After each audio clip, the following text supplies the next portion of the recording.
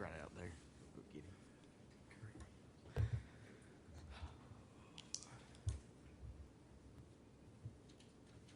Taking two of y'all now?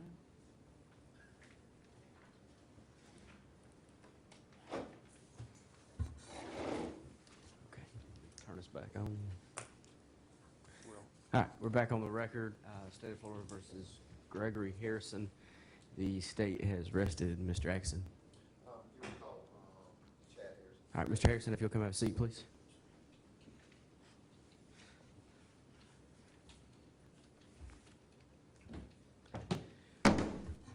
And if you'll raise your right hand for me, do you swear or affirm the testimony that you're about to give will be the truth, the whole truth, and nothing but the truth? Yes, sir. Okay. All right, Mr. Jackson. State your name, please, sir. Gregory Chadwick Harrison. Okay. And Ms. Harrison, you live here in Bonneville, Florida? I do. Okay. And I understand there was issues with your water bill. Yes, sir. Okay. And when did these all start? Begin March of 2018 is when the water bill additional fees started compiling against my bill. Okay. And you did question the city about that, is that I did. correct? Yes, sir. And you did have some discussions, I believe, with Ms. Gilly, is that correct? I did. Okay. And there were some emails passed back and forth between y'all. There was. Okay, and some of those kind of got heated between you and her. You sending them and her sending them back to you. Is that correct? Yes, sir, but not to the way that she. Well, let me ask you this. She said that you basically confronted her in the city hall. Would that be an adequate assessment of what happened? No, sir. I never confronted her like she put on that I did. I never did anything like that. Okay, all right. And was the police ever called when all this, as she described it, happened? No, sir. Okay, all right. Okay, so let's talk about, and I'm going to show you what's been marked as defendant exhibit number 1 for identification purposes. Max, do you recognize that, sir? That's the one that they gave me on the night of November the 7th. Okay, and who gave that to you, sir? Dwayne White. And was the mayor present when it was given to you? No, sir. Okay, I would like to move defendant exhibit number 1 for identification purposes. I didn't think it had been admitted yet. It was referred to, but if not, it's Yeah, I have admitted. no objection to it. On that document, is there anything that says that you can attend city council meetings or anything like that? No, sir.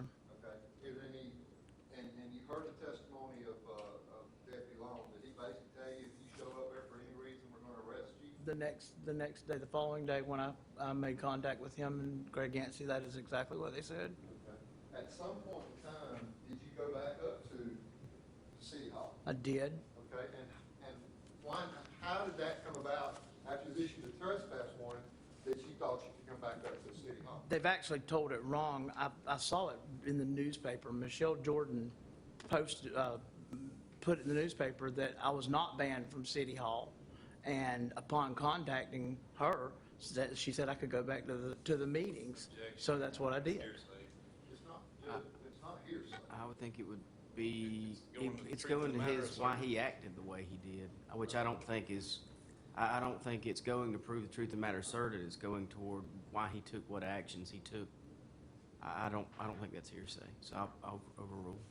So, I mean, you did stay away from Yes, for sir. a while.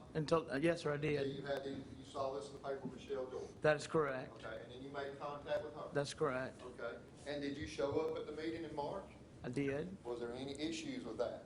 Is that, not that I didn't have any issues. I'm just saying, was there any arguing, Oh, fighting? no, anything like that? no, never. Was the police called up there? No. Okay. There was officers present at the meeting.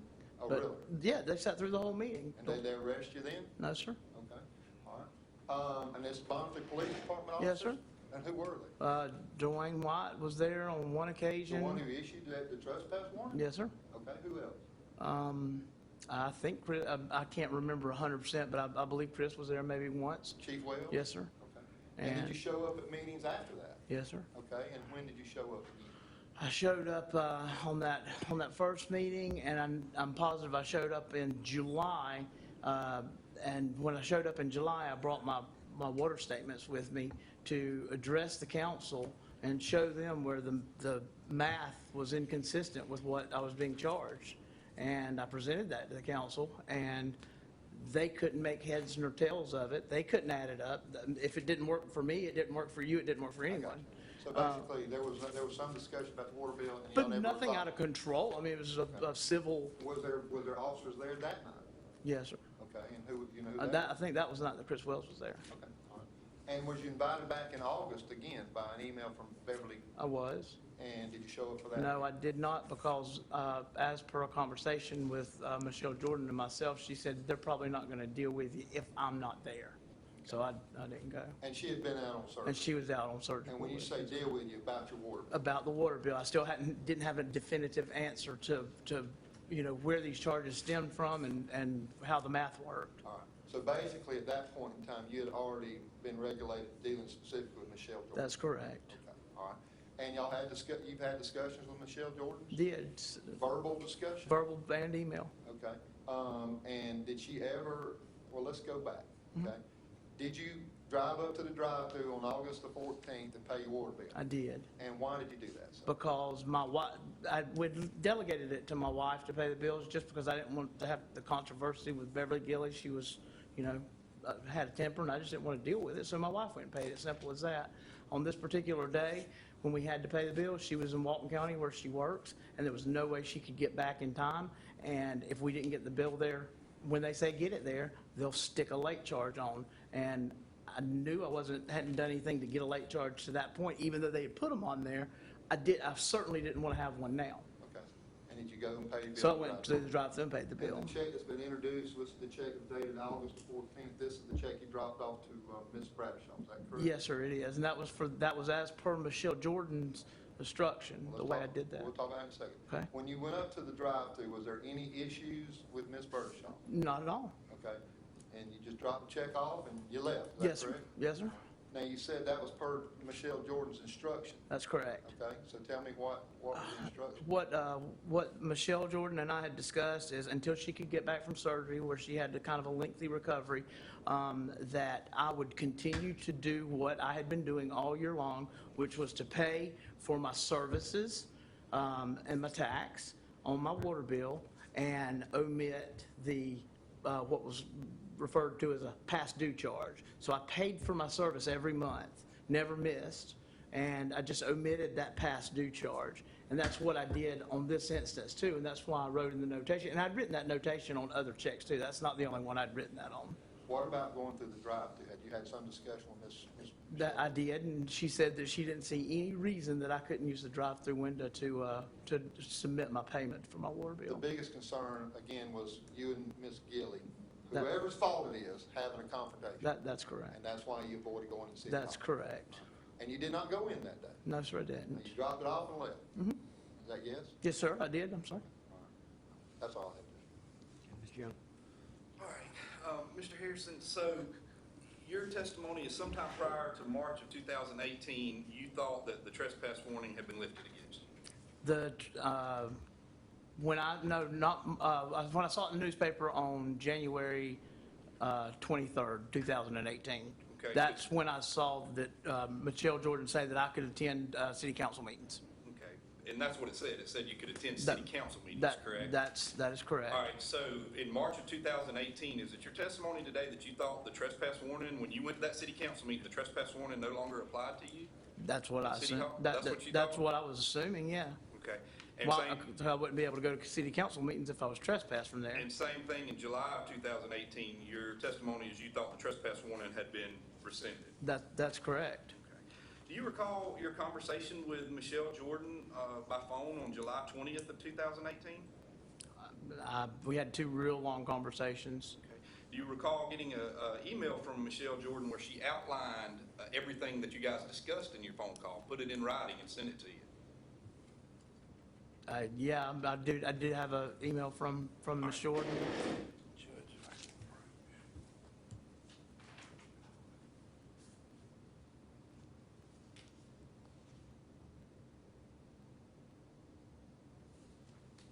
We'll call this just for identification purposes, only states number 4. Can you just look at that email and tell me if you recall getting that email? Okay, summarize our conversation.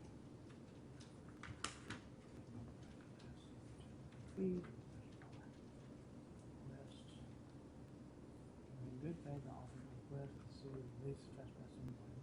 As a showing of good faith, I offered to request that the city release the trespass warning issued for City Hall. In exchange, you agreed that you would direct any complaints to that having to go to the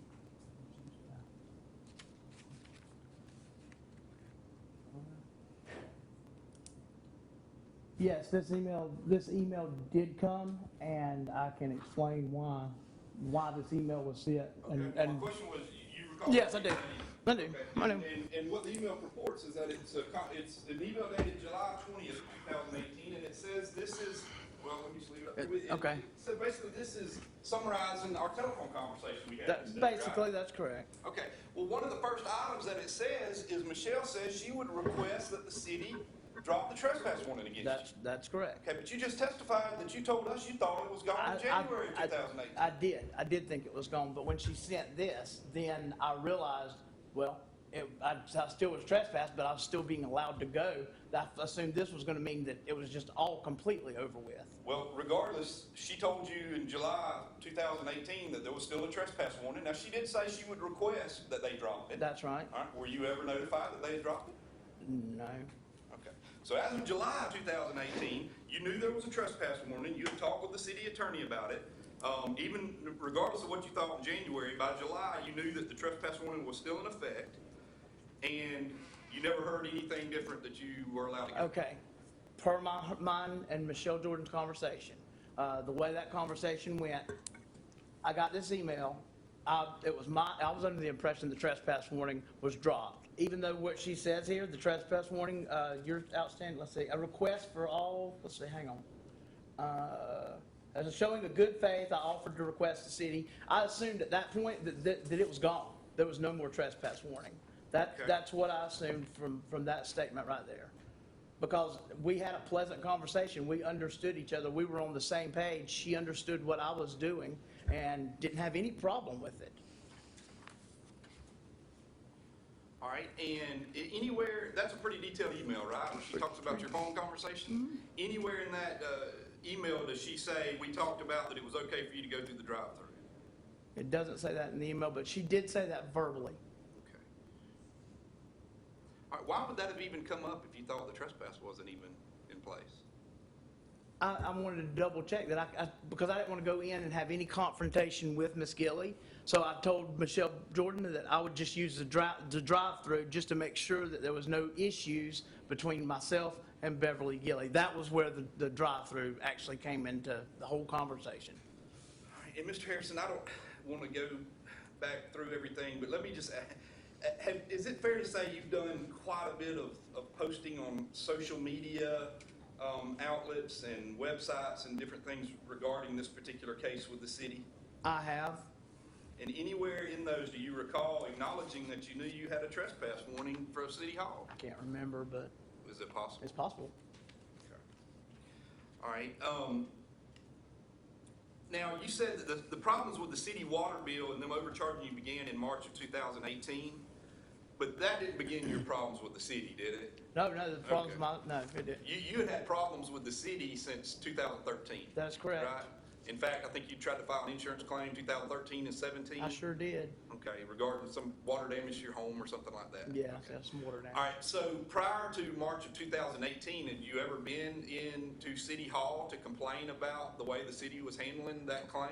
Prior to when now? March of 2018. You said that's when the problem started with the water bill. The water bill. Prior to March of 2018? Yes, I had been. You've been to City Hall and complained about the other issues with your house? That's correct. Back in early 2017.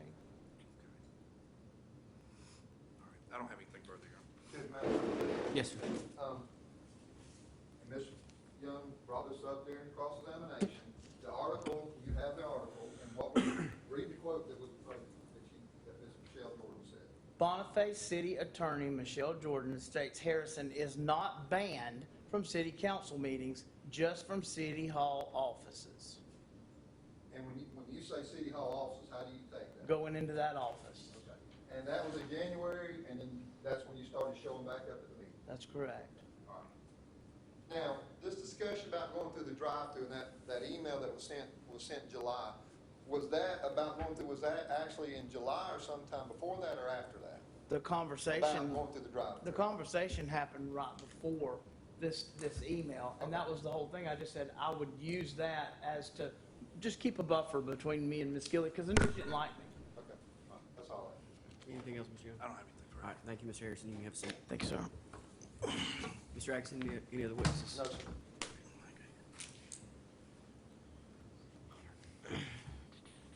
And Mr. Young, any rebuttal? No, sir. Okay. I'll hear any argument that either side would like. We'll start with you, Mr. Young. Judge, yes, sir. I just have a couple of small cases here.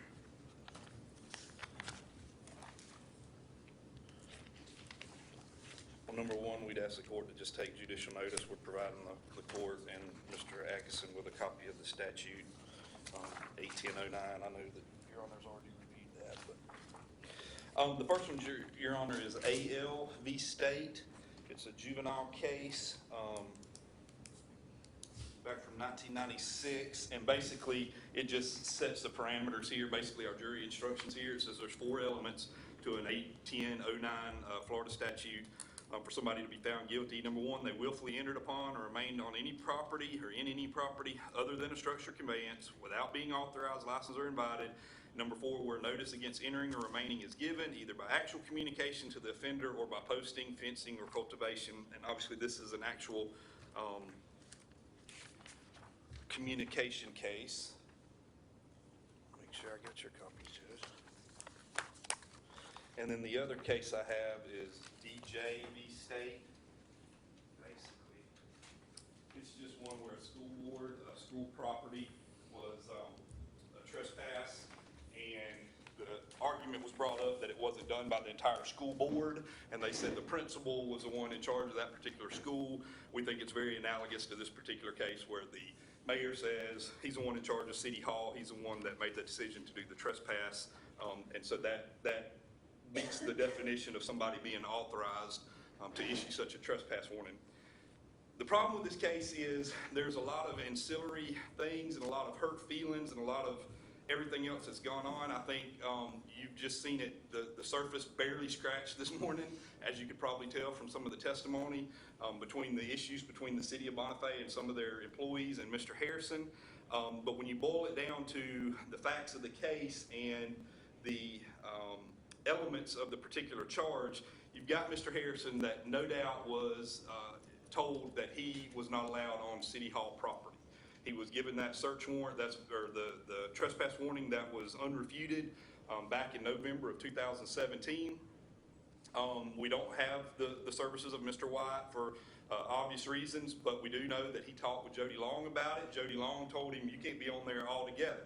Now, we do know that it was clarified, and Mr. Harrison said that he understood it to be clarified by a January of 2018 article, where it was very clear that the city attorney says that he is not barred from city council meetings, but is barred from City Hall offices. Mr. Harrison's own testimony says that's the way he understood it, even though he tried to tell Mr. Atkinson later on that no, he thought March was okay and everything else. Then I showed him an email from July of 2020 where he's asking Michelle to rescind the trespass warning. Now, the state acknowledges, and Mr. Harrison testified to, she did say in that email, I will request that the city council do that. But what we know from the evidence is that the city council never rescinded the trespass warning. And the trespass warning is very clearly to 301 North Harvey Etheridge Boulevard or Harvey Etheridge Street here in the city of Bonifay, and that is City Hall. And the defendant did drive upon that property of City Hall that day to drop the check off. And regardless of, there's nothing in the elements of a trespass case as to causing issues or battering somebody or anything else. If you've been warned to and trespassed off a particular piece of property, the crime is showing up on that property, not how you acted, not what you did, not what the interaction was. And because of the issues they've had with Mr. Harrison, when Mr. Harrison did return back that day, it obviously caused some concern, and they wanted him charged with trespass. Your Honor, it fits the definition. We understand, I understand Mr. Atkinson's point. We've talked about this case at length. Is it egregious? Was he yelling at anybody when he stopped by? Did he stop by to make a payment? Yes, he did, but it still violates the law. And what we know is that from the time this trespass warning was issued, November of 2017, until August of 2018, when he violated it, he sure found a way to get payments to City Hall. And that's why I asked those questions, all the different ways you can mail them, other people drop them off, you could have called the cops, all the different ways you can get payments to City Hall. He knew in August of 2018 that he had the trespass warning against him. He decided to go up to City Hall regardless, and he didn't know who was going to take that money. It could have been Miss Gilly at the window, but he decided to take his money and drive onto the property of City Hall, which is a violation of the statute. Mr. Axon? Judge, we know for a fact that no matter what the mayor put in that initial, I guess it's notice to the city what he wanted done, there was nothing in what he was served that said he could do anything. He went to Jody Long. This is important. He went to Jody Long. Jody Long says, you show up there, you're gonna get arrested. He said if he showed up there in body, you're gonna get arrested, okay? But then he starts getting, from the city at this point in time, who Beverly Gilly and the city attorney said, well, you can show up, And the real issue here was just, we don't want no problems here. And I don't think Mr. Harrison wanted any problems. But the discussion they had was he can show up. But once you have a trespass warning, and it says in the paper, and that's where this started in January, that's why he called Michelle Jordan. Says, well, he can show up at City Hall meeting, he just can't show up in City Hall offices. Don't go inside and go to City Hall offices. So then, when he was assigned as, Miss Michelle Jordan was assigned as his handler at this point in time, they had discussions what he can and cannot do. The issue is that she said he could go up and he could make his payment through the drive-thru. Why did he not go inside the building? Because he didn't want a confrontation with Miss Gill. He wanted to pay his border bill. And he had said, my wife took care of that. But on this particular day, she could not make it. We could not get the money paid. So I did these things because it was necessary so I wouldn't get these late fees that we're having the trouble with in the beginning. And so that's what this is all about. He admits it. I went up to did this in August. He had already been there previous to that. And the law says if a reasonable person would believe that they had the right to be there, either by express, that's what Michelle Jordan told him, or implied by showing up at other things, then he has authority to be there. They can't have it both ways. You can't say, well, you can show up sometimes, but you can't show up when if we don't want you there, then we can call the police on you. And I think it's very important and it was kind of a subtle thing that all this happened when Michelle Jordan was out of the office. She was having surgery. So he gets a trespass charge against him. It seemed to be going pretty good up to that point in time. And all of a sudden, she's out of the office, and he gets charged with trespass. So, Judge, the bottom line is it's very, very clear that I believe under the circumstances, a reasonable person, unless they can show specifically, telling him what he could and could not do, once he was given permission back to come back up there, okay, and was told by the city attorney he could make his water payment by going through the drive-thru, I don't think a reasonable person would think anything other than, here it is. I don't think he did when he showed up there in August to cause trouble for Miss Gilly. I think he did exactly what he said he'd do. The bill was due. He didn't want to get incurred late fees, and he was told by Michelle Jordan he could drive up. And there's no disputing that. She said that, and even kind of verifies in her article that he could not go into the offices. So, Judge, I believe that under the circumstances, my client was not committed a trespass because he reasonably believed he had the right to do these things. Judge, my only quick response would be that the only testimony that we have that Michelle Jordan promised anything to the defendant is the defendant's own words that he could go through the drive-thru, which doesn't make sense in the light of he claimed that back in July, when he talked to Michelle Jordan, he didn't think there was a trespass warning in effect. So it doesn't make sense that they would talk about it. But what is clear is that, and I had him tell you, Michelle Jordan, being the astute attorney she is, she outlined every single thing that they talked about in an email. He did not, and I asked him this question, nowhere in that email does it discuss anything about him being allowed to go on to City Hall property and address those City Hall offices and make payments. Madam Clerk, could I see I know they've been referred to, and I have a pretty good idea of what's in the documents that have been admitted, but if you'll just let me take a look at them real quick.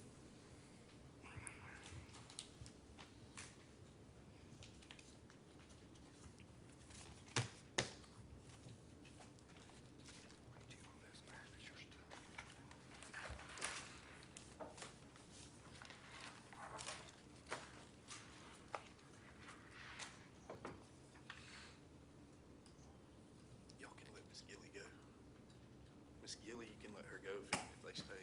I think that was the only one we told that to stay.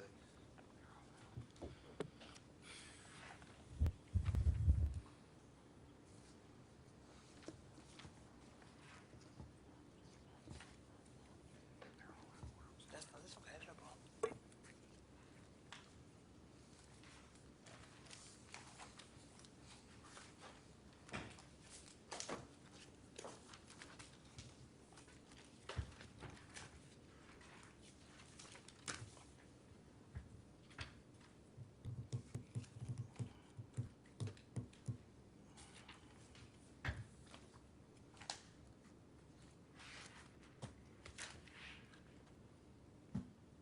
All right, after review of the evidence, a few things. Number one, I agree with the state in that making a fuss or scene really doesn't matter in the sense that trespass warning is whether you willfully violate the trespass warning. So I certainly agree with the state in that regard, that causing a scene in and of itself, while I guess for purposes of maybe sentencing, it would not be determinative of whether the crime occurred.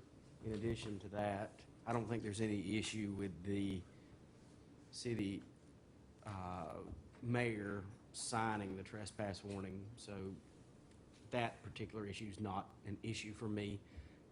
The issue I believe that the defense was trying to raise was whether there was a willful violation and of the trespass warning given the uniqueness of it being a city office and whether you could go inside or outside, whether you could go to the city meetings or not, and what authority certain people within the city had to clarify the meaning of the trespass warning itself, which is one of the reasons I just wanted to take a look at the copy that the defendant himself received to see specifically what was on it, because I think it is clear that he, after the trespass warning was issued, he did go to City Hall a couple of times to meetings. Law enforcement was there, and nothing happened to him there. Now, obviously, I know the state says that's because he was told he could go to meetings. But you have the four elements that have to be proven. The fourth element being, I think, the one that was critical for me to figure out whether the state was able to prove beyond a reasonable doubt that he entered upon or remained in the property without authorization, license, or invitation. And again, the defense asked questions and brought up several points regarding where specifically on that property he could or could not be. In addition, I became aware as the questions were being asked specifically regarding the timing of the incident, and I do understand that he probably could have mailed his check-in. I see the defense's point also, though, regarding the particular late fees that could have been due. But based on the testimony, I don't think that it's been proven beyond a reasonable doubt as to count 4 or element 4 that he had a clear understanding of where he could or could not be on that particular piece of property. So with that, I would find the defendant not guilty. Thank you, Your Honor. That being said, we have the other case. What are we doing with that case? Judge State announces no information in that case. All right, so that would take care of the 2 cases? Yes, sir. All right. With that, we're dismissed.